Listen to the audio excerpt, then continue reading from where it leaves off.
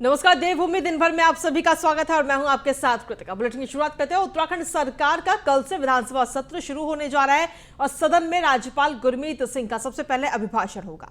इसके लिए विधानसभा अध्यक्ष और विपक्ष के साथ कार्यमंत्रणा की बैठक भी संपन्न हो चुकी है। तो वहीं विपक्ष महंगाई, बेरोजगारी के साथ साथ अवैध खनन पर भी सरकार को निशाने पर ले सकता है। तो वहीं विधानसभा अध्यक्ष रितु खंडूरी का कहना है कि लेखानुदान के बिजनेस पर मंगलवार को अलग से बैठक होगी और इस दौरान पूर्व मुख्यमंत्री त्रिवेंद्र सिंह रावत भी विधानसभा में नजर आए और विधानसभा अध्यक्ष को उन्होंने शुभकामनाएं भी दी हैं। तो आपको बता दें कि कल से उत्तराखंड में विधानसभा सत्र शुरू होने जा रहा है और कल से 3 दिनों तक ये बजट सत्र चलेगा। 29 मार्च से शुरू होकर 3 दिनों का ये सत्र होगा और इस सत्र में सबसे पहले राज्यपाल का अभिभाषण होगा, जिसके बाद में 30 मार्च को लेखानुदान बजट पेश किया जाएगा। इसी के साथ में अगर देखा जाए तो करीब 5,000 करोड़ के करीब का ये लेखानुदान बजट होगा और यूनिफॉर्म सिविल कोड का मुद्दा इस बार गर्माता हुआ कहीं ना कहीं नजर आ सकता है दिखने। तो 30 ये बजट पेश होगा। बहनें हैं, उनका सम्मान है। सभी विधायकों ने या पूरी विधानसभा के जितने भी सदस्य हैं, उन्होंने उनके ऊपर विश्वास किया है। मुझे पूरा विश्वास है कि विधानसभा अध्यक्ष के नाते सभी विधायकों को उनका पूरा संरक्षण मिलेगा। ये तमाम उत्तराखंड की जो हमारी बहनें हैं, महंगाई बहुत बड़ा मुद्दा है। महंगाई चरम पे है। गरीब का 2 टाइम की सूखी रोटी भी खाना बहुत ही मुश्किल काम हो गया है और महंगाई पे बहुजन समाज पार्टी सदन में अपना काम रोको प्रस्ताव लाने का काम करेगी। और हरिद्वार में अवैध खनन चरम पे है, उसको भी हम लेकर के सदन में आएंगे। कानून व्यवस्था नाम की कोई चीज़ नहीं रहेगी है। तो इन्हीं सभी मुद्दों को लेकर के हम सदन में अपनी आवाज़ बुलंद करने का काम करेंगे। नहीं, आज तो अभिभाषण के ऊपर चर्चा हुई है और 2 दिन की सदन की बात हुई है। तो कार्य मंत्रणा की मीटिंग है तो अक्सर अच्छी होनी चाहिए और अच्छी हुई भी है कि मैं ये ऐसा है, अभी हमारी कार्य मंत्रणा की बैठक हुई है, उसमें ये निर्णय हुआ है, अभी केवल कल का निर्णय हुआ है, जिसमें ये हुआ है कि गवर्नर साहब का अभिभाषण होगा और 22-23 का जो लेखानुदान है उसको हम पटल पर रखेंगे। तो अभी केवल कल ही का निर्णय हुआ है। 3 दिन चलेगी वैसे विधानसभा, लेकिन बिजनेस जो है वो केवल कल के लिए डिसाइड हुआ है। उत्तराखंड राज्य की 5वीं नई सरकार का कल से पहला विधानसभा सत्र शुरू हो रहा है। सरकार के 3 दिनों के इस बजट में लेखानुदान पर ही चर्चा है और लेखानुदान यानी सरकार 4 माह के खर्च के लिए अपना बजट प्रस्तुत करने जा रही है।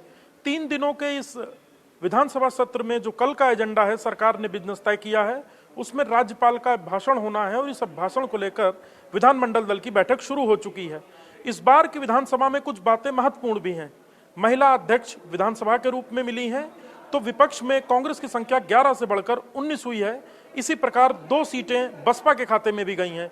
विपक्ष कितना हमलावर होता है सरकार को घेरने के लिए, ये कल के बाद दिखने लगेगा।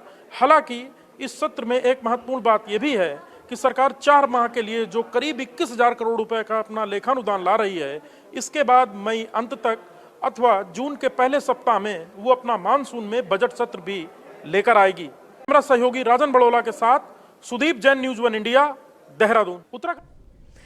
वहीं कांग्रेस विधानमंडल दल की बैठक अब खत्म हो चुकी है और बैठक में नेता प्रतिपक्ष के नाम पर अभी तक कोई भी सहमति नहीं बन पाई है। प्रदेश प्रभारी देवेंद्र यादव और यशपाल आर्य भी इस बैठक में मौजूद रहे।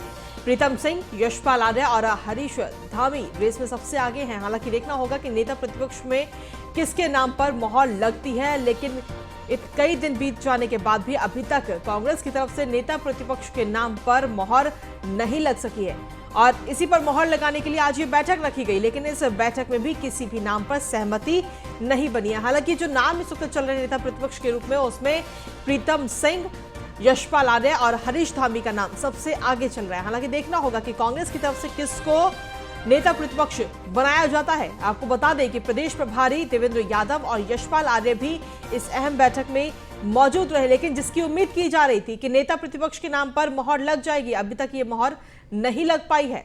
अभी तक किसी भी नाम पर सहमति कांग्रेस के अंदर नहीं बैठी है।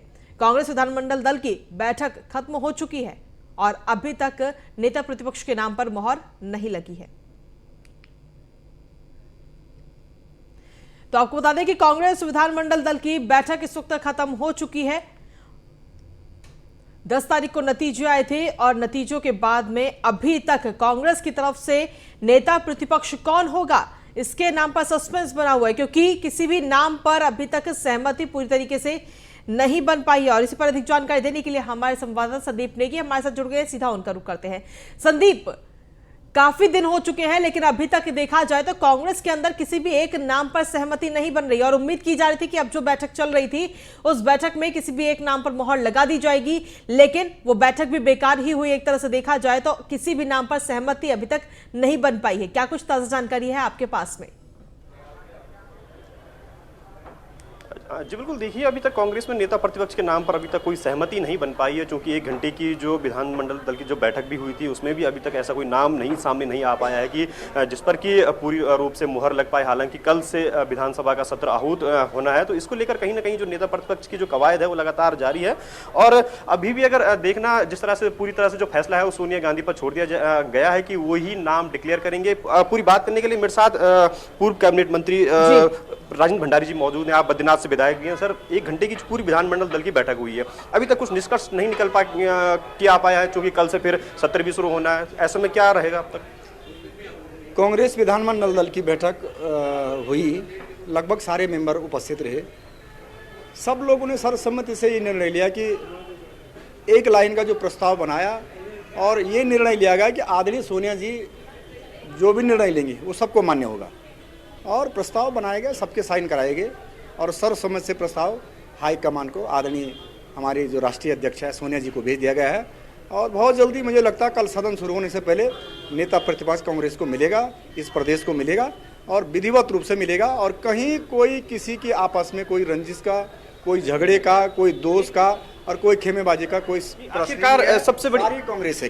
सबसे बड़ी बात तो ये कि ना कल ही विधानसभा सत्र शुरू होना है और एक लंबा समय भी गुजर गया, काफी दिन हो चुके हैं, लेकिन क्या लगता नहीं कि अभी तक कोई नाम पर सहमति नहीं बन पाई है? ऐसे में कह सकते हैं कि अंतरकलह कहीं ना कहीं फिर से सामने आए? नहीं, काई के अंतरकलह है। कल सदन तो कल से शुरू है ना। कल जब लीडर अपोजिशन नहीं आएगा तब तो कोई प्रश्न भी बनता है। अभी तो लीडर अपोजिशन कल के लिए सदन के लिए शुरू चाहिए और वो मिलेगा, नहीं मिलने की कोई बात ही नहीं है। तो इतनी जल्दी भी क्या है, बहुत जल्दी हमको लीडर अपोजिशन मिलने वाला है, हमारे उत्तराखंड को मिलने वाला। कांग्रेस विधानमंडल दल की बैठक में तय कर दिया गया है और सर्वसम्मति से आदरणीय सोनिया जी को प्रस्ताव भेज दिया गया है। अब मुझे लगता है कल सदन प्रारंभ होने से पहले लीडर ऑफ अपोजिशन का जो डिक्लेरेशन है वो आदरणीय सोनिया जी करेंगे। आपके नाम पर भी कहीं ना कहीं लगातार चर्चाएं जोरों पर हैं, तो ऐसे में क्या लगता है ये जिम्मेदारी अगर आपके कंधों पर आती है तो कहीं ना कहीं कांग्रेस कितनी मजबूती से आगे बढ़ पाएगी और अपने पुरजोर मुद्दों को रख पाएगी? क्योंकि अभी तक देखो, हमने तो लिख के दे दिया है कि जो आदरणीय सोनिया जी निर्णय करेंगे हमें मंजूर है। बाकी पार्टी ने जब जब समय समय पे हमको जो भी जिम्मेदारियां दी है हमने बखूबी से निभाई हैं, चाहे मंत्री का है, चाहे जिला परिषद अध्यक्ष का है, चाहे कोई अन्य भी जिम्मेदारियां हैं, हर जिम्मेदारियों को हमने बखूबी से निभाया है। आगे भी पार्टी अगर समझेगी कि कोई जिम्मेदारी देनी है तो पूरी निष्ठा से, पूरी ईमानदारी से उसको निभाने की कोशिश करेंगे। जी बिल्कुल, ये थे जो राजेंद्र भंडारी हैं, बद्रीनाथ से विधायक हैं और कहीं ना कहीं जिनके नाम को लेकर भी चर्चाएं थी जोरों पर है। ऐसे में यशपाल आर्य हैं, पूर्व कैबिनेट मंत्री रह चुके हैं और एक कद्दावर नेता हैं, उनके नाम पर भी कहीं ना कहीं चर्चाएं थी। दूसरी ओर अगर मैं बात करूं तो प्रीतम सिंह जो कि निवर्तमान विधानसभा वो भी रह चुके हैं, तो उनके नाम पर भी कहीं ना कहीं जो सहमति है उसको लेकर एक बनने की चर्चाएं जरूर है। हालांकि अब देखना दिलचस्प होगा कि कुछ ही टाइम का इंतजार बचा हुआ है कि जब किसी प्रकार से एक कोई लिस्ट जारी हो या फिर किसी को फोन आए ऊपर से कि भाई आखिरकार इस नाम पर मुहर लग गई है और कम से कम जो कल नेता प्रतिपक्ष के तौर पर कल विधानसभा में कांग्रेस की तमाम विधायकों की अगुवाई कर सके। हालांकि अब कुछ ही देर का जो समय है वो बिल्कुल कहीं ना कहीं बचा है। जैसे कि बद्रीनाथ से विधायक है राजेंद्र भंडारी, वो जरूर कह रहे थे कि अब कुछ ही देर बाद इसका निर्णय है वो जरूर आ जाएगा और सीधे तौर पर नेता प्रतिपक्ष के रूप में कल विधानसभा में जरूर प्रतिनिधित्व करेगा। यानी कि अभी थोड़ा और इंतजार करना पड़ेगा हमें नेता प्रतिपक्ष के नाम को लेकर के, क्योंकि लगातार देखा जाए तो प्रीतम सिंह, यशपाल आर्य और हरीश धामी का नाम इस वक्त रेस में आगे चल रहा है, लेकिन मोहर किसी पर नहीं लगी है और इसके लिए आलाकमान के निर्देश का इंतजार किया जा रहा है। जी बिल्कुल, देखिए आला कमान के सीधे तौर पर आदेश इंतजार किया जा रहा है कि सीधे तौर पर जो फैसला है वो यहाँ पर जो विधानमंडल दल की बैठक हुई थी उसमें एक यहाँ पर सभी की सहमति से यहाँ पर कहा गया है और जो पूरी जो लिस्ट है बाकायदा एक खाका तैयार करके सोनिया गांधी को भेजा जा चुका है और अब वहीं से अब अंतिम निर्णय जरूर होगा कि किसके नाम पर फाइनली मुहर लगे। चूंकि कह सकते हैं कि अब महज कुछ ही घंटे का वक्त यहाँ पर बचा हुआ है। कल जिस तरह से विधानसभा का सत्र है, पहला सत्र है, वो यहाँ पर शुरू होने जा रहा है और कांग्रेस के पास अभी तक अपना नेता प्रतिपक्ष का कोई चेहरा नहीं है। हालांकि नाम जरूर हवा में तैर रहे हैं। प्रीतम सिंह का नाम की अगर बात करें, उनका नाम तैर रहा है। यशपाल आर्य का नाम है, वो लगातार तैर रहा है। हरीश धामी है, उनका नाम भी जरूर तैर रहा है। लेकिन अभी तक इस प्रकार की जो कोई फुल एंड फाइनल अगर हम बात करें कि कवायद, वो फिलहाल कांग्रेस में दिखती हुई नजर नहीं आ रही है। चूंकि 1 घंटे की जो बैठक है वो भी बिल्कुल बेनतीजा यहाँ पर जरूर रही है। हालांकि उसमें यह कहा गया है प्रदेश प्रभारी के द्वारा, जो देवेंद्र यादव है, कि जो एक लिस्ट है वो यहाँ से सभी विधायकों के हस्ताक्षर करके दिल्ली भेजी जा चुकी है। अब आखिरकार ये स्पष्ट नहीं हो पाया कि आखिरकार दिक्कतें क्या क्या रही है, क्या किसी ने इस पर अपनी असहमति जताई है, तो जिसको लेकर इतनी दिक्कतों का सामना करना पड़ता है, जो कि फिर इस मात्र 19 विधायकों के जो पैनल में सीधे तौर पर आला कमान को हस्तक्षेप करना पड़ रहा है। ये अपने आप में कहीं ना कहीं बहुत बड़ी बात है। जी चलिए, बहुत बहुत शुक्रिया संदीप तमाम जानकारी और अपडेट्स देने के लिए। तो फिलहाल इंतजार करना होगा कि आखिर कांग्रेस की तरफ से नेता प्रतिपक्ष के नाम पर किस पर मोहर लगाई जाती है। हालांकि कल से सत्र भी शुरू हो रहा है, तो कल से पहले मोहर लगा दी जाएगी और नाम भी सामने आ जाएगा। इसी के साथ खबरों में आगे बढ़ते हैं, बात करते हैं देहरादून की, जहां पर मुख्यमंत्री पुष्कर सिंह धामी ने ट्वीट करके छात्रों को शुभकामनाएं दी है। दरअसल 10वीं और 12वीं की परीक्षाएं शुरू होने पर यह बधाई मुख्यमंत्री की तरफ से दी गई है। छात्र छात्राओं के सुखद और बेहतर परिणाम की कामना भी मुख्यमंत्री पुष्कर सिंह धामी ने की है। तो ये ट्वीट किया गया है पुष्कर सिंह धामी की तरफ से और 10वीं और 12वीं की परीक्षा शुरू होने पर यह बधाई दी है। साथ ही अच्छे नतीजों की भी कामना की है। बेहतर परिणाम की कामना मुख्यमंत्री पुष्कर सिंह धामी करते नजर आए हैं। तो मुख्यमंत्री पुष्कर सिंह धामी ने ट्वीट करके छात्रों छात्राओं को शुभकामनाएं दी हैं। 10वीं और 12वीं की परीक्षा शुरू होने पर यह बधाई मुख्यमंत्री की तरफ से सभी छात्रों और छात्राओं को दी गई है और छात्र छात्राओं के सुखद और बेहतर परिणाम की भी कामना मुख्यमंत्री करते नजर आए। वहीं मंत्री सतपाल महाराज ने पत्रकारों से बातचीत करते हुए पर्यटन और लोक निर्माण विभाग में हुए काम व प्रस्तावित योजनाओं के मद्देनजर अपनी पसंद जाहिर की है। महाराज ने 4 धाम यात्रा व पर्यटकों के लिए अधिक से अधिक सुविधाएं जुटाने पर फोकस किया है। ये सब बताता है कि मंत्री सतपाल महाराज की रुचि पर्यटन व लोक निर्माण विभाग जैसे अहम विभागों में है।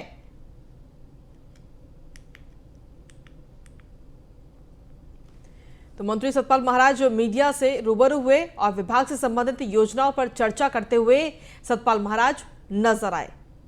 प्रस्तावित योजनाओं पर बेहतर कार्य होगा, ऐसा कहना है मंत्री सतपाल महाराज का, जिससे कहीं ना कहीं यह साफ होता है कि उनकी रुचि पर्यटन विभाग में ज्यादा है।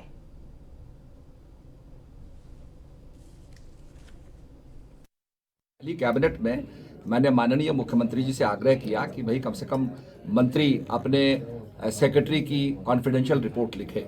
ये बहुत ज़रूरी है। आपने देखा होगा सेना में अनुशासन होता है, क्योंकि सेना का जो सीओ होता है वो अपने जूनियर ऑफिसर की सीआर लिखता है।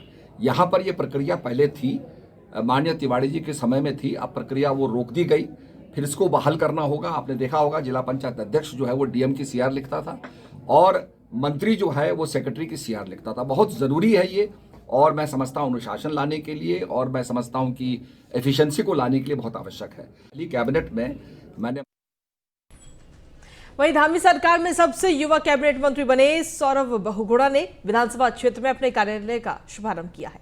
सौरभ बहुगुणा ने कार्यालय के शुभारंभ के बाद कहा कि हम सभी कोई भी शुभ कार्य करने से पहले भगवान की आराधना करते हैं। पूजा के दौरान उन्होंने प्रदेश की खुशहाली की भी प्रार्थना की है। तो धामी सरकार में सबसे युवा कैबिनेट मंत्री सौरभ बहुगुणा पूजा पाठ करते हुए नजर आए। अपने कार्यालय का शुभारंभ उन्होंने किया है। पूजा अर्चना करके भगवान का आशीर्वाद सौरभ बहुगुणा ने लिया। आपको बता दें कि सौरभ बहुगुणा धामी सरकार में सबसे युवा कैबिनेट मंत्री हैं।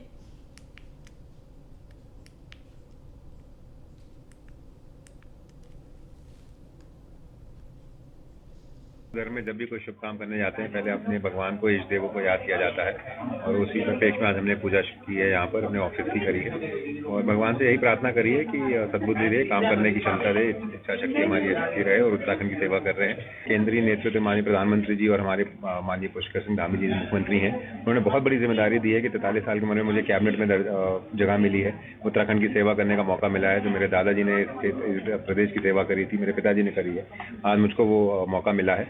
तो पोर्टफोलियो मुझे मैटर नहीं करता, जो भी पोर्टफोलियो माननीय मुख्यमंत्री जी मेरे लिए ठीक समझेंगे वो मुझको देंगे और मैं पूरी इच्छा शक्ति के साथ, पूरे दृढ़ निश्चय के साथ उस पर काम करूंगा और उत्तराखंड की सेवा करूंगा। वहीं विधानसभा के नवनिर्वाचित अध्यक्ष ऋतु खंडूरी ने उत्तराखंड की 5वीं विधानसभा की शुरुआत के तहत विधानसभा परिसर में यज्ञ करवाया और प्रदेशवासियों के सुख समृद्धि की कामना की। तो वहीं विधानसभा के कर्मियों ने यज्ञ में आहुति डालकर अपने कर्तव्यों का ईमानदारी से निर्वहन करने और राज्य हित में काम करने का संकल्प लिया। इस दौरान विधानसभा अध्यक्ष ने कहा कि वो अपने महत्वपूर्ण पड़ाव का शुभारंभ हमेशा यज्ञ से करती हैं और उस यज्ञ में संकल्प लेकर सभी कामों को पूरा करने का प्रयास भी करती हैं। उन्होंने सभी अधिकारियों से अपने पदों पर रहते हुए ईमानदारी से काम करने की भी अपील की है।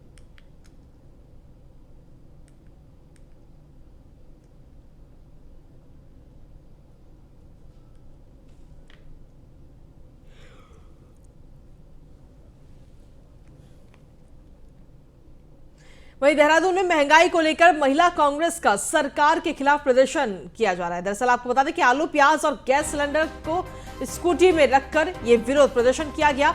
महिला कांग्रेस प्रदेश अध्यक्ष ज्योति रोतेला की अगुवाई में यह पूरा प्रदर्शन किया गया है। कांग्रेस भवन से लेकर घंटाघर तक ये विरोध प्रदर्शन हुआ और इसमें पूर्व नेता प्रतिपक्ष प्रीतम सिंह और चक्राता विधायक विक्रम सिंह भी मौजूद रहे। तो कांग्रेस भवन से लेकर घंटाघर तक ये विरोध प्रदर्शन कांग्रेस की तरफ से किया गया है, जिसकी तस्वीरें भी इस वक्त आप देख रहे हैं।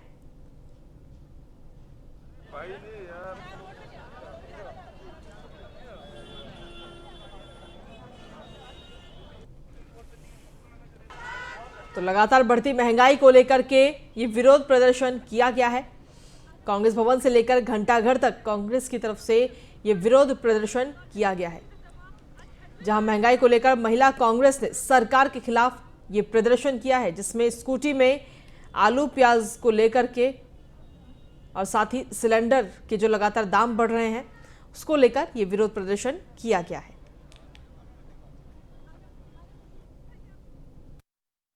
कि पूर्ण बहुमत की सरकार बनने के बाद आखिरकार विपक्ष में बैठी हुई कांग्रेस कहीं ना कहीं भाजपा पर हमलावर हो गई है। सीधे तौर पर जिस तरह से कांग्रेस का कहना है कि जो वादे भाजपा सरकार ने चुनाव में आने से पहले किए थे वो अब दूर दूर तक कहीं नहीं दिखते हैं, क्योंकि महंगाई लगातार बढ़ चुकी है और इसी के विरोध में आज कांग्रेस खुलकर सड़कों पर आ गई है। मेरे साथ महिला प्रदेश अध्यक्ष कांग्रेस की है। मैडम, आपसे जानना चाहेंगे, वादे जरूर किए थे भाजपा सरकार ने, लेकिन आप अब एक बार सड़क पर उतर गए हो आज विपक्ष के रूप में, क्या कहना चाहेंगे? मेरा कहना है कि जो भाजपा की सरकार है, जो नरेंद्र मोदी जी और जो उनकी सरकार है, वो सिर्फ वादे करती है, वो लोगों के लिए काम नहीं करती। और इसका असर आप लोगों को दिख रहा होगा कि जैसे ही महंगाई इलेक्शन खत्म हुआ, इन्होंने वापस महंगाई बढ़ा दी है। पेट्रोल डीजल के दाम बढ़ा दिए, रसोई गैस के दाम बढ़ा दिए, राशन फिर से महंगा हो गया, सब्जियों के दाम आसमान छू रहे हैं। मेरा उनसे पूछना है कि ऐसा क्या है कि इलेक्शन खत्म होते ही आपने दोबारा से ये लूट शुरू कर दी है? तो ये जो गवर्नमेंट है, हम लोग इनको चेताना चाह रहे हैं कि भले हम चुनाव हार गए होंगे, लेकिन जनता की आवाज उठाना हम बिल्कुल नहीं रुकेंगे, नहीं थकेंगे। बिल्कुल। और ये तस्वीर आपको दिखाऊंगा मैं, ये टमाटर प्याज जिस तरह से सब्जी के दाम बढ़े हैं, इसको लेकर एक विरोध प्रदर्शन जताया जा रहा है। टमाटर प्याज यहाँ पर रखा गया है, तेल यहाँ पर रखा गया और स्कूटी इसलिए रखी गई है कि पेट्रोल के दाम लगातार बढ़े हैं। मेरे साथ आप भी हैं। मैडम, विरोध स्वरूप आप ये कर रहे हैं, क्योंकि जिस प्रकार वादे किए गए थे, क्या लगता नहीं है कि आप फिर दोबारा से एक बार लगातार पेट्रोल के दाम बढ़ रहे हैं? क्या वजह क्या?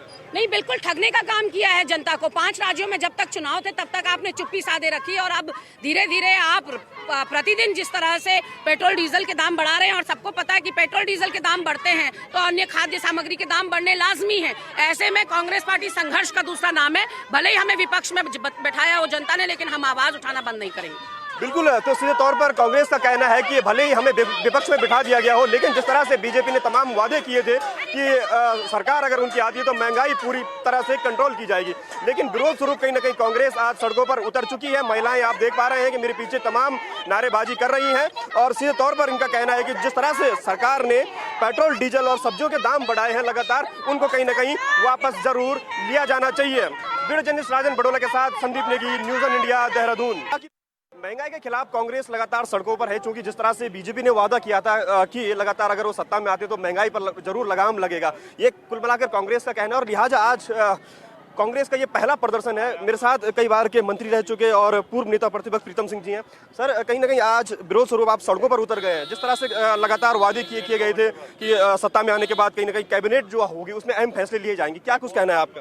देखिए, सत्ता में बैठे हुए लोगों ने जिस तरीके से देश के अंदर महंगाई बढ़ाने का काम किया है वो आपके सामने। पेट्रोल डीजल के दाम आसमान छू रहे हैं, गैस के दाम आसमान छू रहे हैं। स्वाभाविक बात है, महंगाई अपने चरम पर है, आदमी का जीना दुर्लभ हो गया है। हमारी राष्ट्रीय अध्यक्ष सोनिया गांधी जी ने कांग्रेस जनों का आह्वान किया है कि सरकार के खिलाफ सड़कों पर उतरने का काम करे, और आज महिला कांग्रेस ने सरकार के खिलाफ इस प्रदर्शन का आयोजन किया। सर, कल से विधानसभा सत्र भी शुरू होना है, तो क्या कुछ रणनीति रहेगी आप लोगों की, क्योंकि उससे पहले विधानमंडल दल की बैठक भी होनी है, नेता प्रतिपक्ष भी चुना जाना है? देखिए, आज साढ़े 4 बजे प्रदेश प्रभारी जी द्वारा कांग्रेस विधानमंडल दल की बैठक जो है कांग्रेस भवन में आहूत की गई है, और निश्चित रूप से कल से सत्र प्रारंभ है। और जो सत्र की अवधि है बहुत कम है, लेकिन इस कम अवधि में जनहित से जुड़े हुए मुद्दों को हम सदन के अंदर प्राथमिकता के आधार पर उठाने का काम करेंगे। कब तक सर नेता प्रतिपक्ष नाम का जो क्लियर हो जाएगा, फिर प्रदेश अध्यक्ष भी बनना है, क्या कुछ? नहीं, देखिए, आप वो प्रश्न मुझसे पूछ रहे हैं जिसके लिए मैं अधिकृत नहीं हूँ। ये राष्ट्रीय नेतृत्व और कांग्रेस विधानमंडल दल जो है नेता प्रतिपक्ष के परिप्रेक्ष्य में फैसला लेगा, और प्रदेश अध्यक्ष के परिप्रेक्ष्य में राष्ट्रीय अध्यक्ष जी सोनिया गांधी जी फैसला देंगे। तो ये थे हमारे साथ चक्राता से विधायक प्रीतम सिंह जी, जिनका सीधे तौर पर कहना है कि कहीं ना कहीं जो विधानसभा सत्र है जो कल से आहूत होने जा रहा है उसकी अवधि जरूर कम है, लेकिन विपक्ष पुरजोर तरीके से सदन में सरकार को घेरने का काम करेगा। वीडियो जर्नलिस्ट राजन बड़ोला के साथ Sandeep Negi, news on India. वहीं मंगलवार से उत्तराखंड विधानसभा का सत्र शुरू होने जा रहा है और सरकार 4 महीने अपने खर्च चलाने के लिए लेखानुदान यानी कि बजट लाने जा रही है। और इस मौके पर न्यूज़ ऑन इंडिया से बातचीत करते हुए संसदीय कार्य मंत्री प्रेमचंद अग्रवाल ने क्या कुछ कहा, आइए सुनते हैं। उत्तराखंड सरकार का कल से विधानसभा सत्र शुरू होने जा रहा है और कभी विधानसभा अध्यक्ष रहे प्रेमचंद अग्रवाल जी कैबिनेट मंत्री बने हैं और सबसे पहले विभाग भी नहीं मिला है संसदीय कार्य मंत्री का, पूजा अर्चना भी की है। इनसे पूछते हैं, सर कल से सत्र शुरू हो रहा है, क्या तैयारी है? देखिए, कल से सत्र शुरू हो रहा है। अभी हम कार्य मंत्रणा समिति के लिए हम बैठने वाले हैं। निश्चित रूप से उसमें हम कल का एजेंडा हम लोग तय करेंगे। और आप जानते हैं कि पहला दिन हमारा महामहिम राज्यपाल के अभिभाषण से शुरू होगा और इसमें लेखानुदान भी आ रहा है, क्योंकि अगले 4 महीने के लिए लेखानुदान हम लोग इसमें पास करेंगे। सर, संसदीय कार्य मंत्री एक बड़ी जिम्मेदारी है, मुख्यमंत्री के विभागों का भी आपको जवाब देना है, अन्य विभागों का भी जवाब आपको देना है, कैसे देखते हैं? बहुत बड़ी जिम्मेवारी है। मैं निश्चित रूप से अपने हाईकमान का धन्यवाद कर रहा हूँ, मेरे देश के यशस्वी प्रधानमंत्री आदरणीय मोदी जी का, आदरणीय गृह मंत्री अमित शाह जी का, अपने राष्ट्रीय अध्यक्ष आदरणीय जेपी नड्डा साहब का, हमारे BL संतोष साहब का, और अपने युवा मुख्यमंत्री माननीय पुष्कर सिंह धामी जी का, और तमाम नेताओं का जिन्होंने मेरे पे ये भरोसा जताया है। कोशिश करूँगा अब उसको अच्छी तरह से मैं निभा सकूँ। और स्वाभाविक तौर से जैसा आपने कहा कि अभी तक अध्यक्ष विधानसभा के रूप में और अब संसदीय कार्य मंत्री के रूप में जिम्मेवारी जो भी मिलती है एक कार्यकर्ता के नाते उसे निर्वहन भी करते हैं और कोशिश करते हैं उसे अच्छे ढंग से निभाएं। विधानसभा छोड़ नहीं रही आपको? धन्यवाद है सभी का। ये मेरे माता पिता का आशीर्वाद मेरे ऊपर है, मेरे पूर्वजों का आशीर्वाद है, मेरे कुलदेवी का आशीर्वाद है, भगवान माँ गंगे का आशीर्वाद है, और आप जैसे मेरे साथियों का ये प्यार है और ये बना रहे, मैं तो ये भी कहना चाहूँगा। वहीं उत्तराखंड बोर्ड की 10वीं और 12वीं की परीक्षाएं 28 मार्च से शुरू हो चुकी हैं। परीक्षा के लिए प्रदेश भर में बनाए गए 1333 परीक्षा केंद्रों में 2,42,000 से ज्यादा छात्र परीक्षा देंगे। तो वहीं परीक्षा को शांतिपूर्वक तरीके से संपन्न कराने और चीटिंग को रोकने के लिए जनपद, मंडल एवं राज्य स्तर पर सचल दल गठित किए गए हैं। बता दें कि लगातार 2 साल कोरोना काल के चलते ऑनलाइन पढ़ाई के बाद अब छात्र ऑफलाइन मोड पर परीक्षा देते हुए नजर आ रहे हैं। मैं केंद्र व्यवस्थापक यहाँ नियुक्त की गई हूँ। नाम मेरा संगीता रानी है और मैं आर्य कन्या इंटर कॉलेज से हूँ। सर, ये जो एग्ज़ाम आज से 28 मार्च से स्टार्ट हो रहे हैं और ये 19 अप्रैल तक लास्ट है सर एग्ज़ाम। सर उसका पूरा प्रबंध किया गया है। बाहर पहले उनकी तलाशी हो जाती है कि कुछ नहीं निकले, उसके लिए सर बॉयज़ के लिए जेंट टीचर और गर्ल्स के लिए लेडीज टीचर की व्यवस्था की जाती है। फिर उसके बाद भी हमारे जो कक्ष निरीक्षक हैं, कक्षा में अंदर जाते समय उनका जो है एक बार तलाशी ले लेते हैं। फिर उसके बाद सर अंदर भी कक्ष निरीक्षक अच्छे से ध्यान रखते हैं उसका, इस बात का उनको पूरे इंस्ट्रक्शन दे दिए गए हैं, तो नकल होने का कोई चांस है नहीं सर। और इसी के साथ फिलहाल मेरे साथ देवभूमि दिन भर में इतना ही। ब्रेक के बाद देखिए हमारा खास बुलेटिन न्यूज रूम लाइव।